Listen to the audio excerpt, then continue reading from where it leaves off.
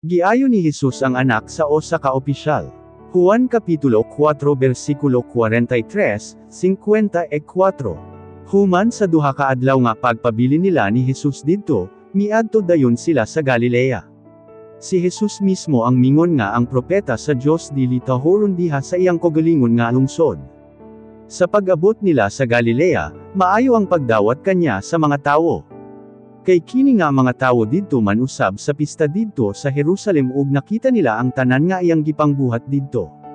Mibalik na usab si Jesus sa kana nga sakop sa Galilea, sa lugar diin gihimo niya nga bino ang tubig. May usa ka opisyal sa gobyerno didto nga may anak nga lalaki nga nagmasakiton didto sa Capernaum.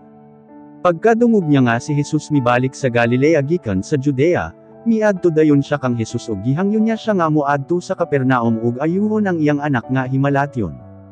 Mingon si Jesus kanya, "Kon wala pa kamo makakita og mga milagro ug mga kahibulungan nga mga butang, dili kamo motuo kanako."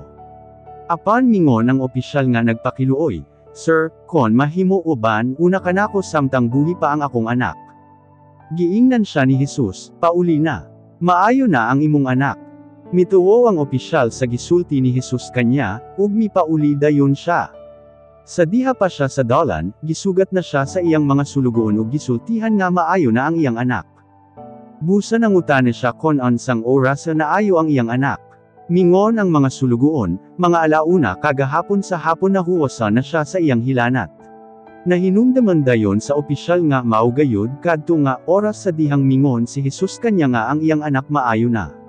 Busa siya og ang iyang tibo o punimalay mituo kang Jesus.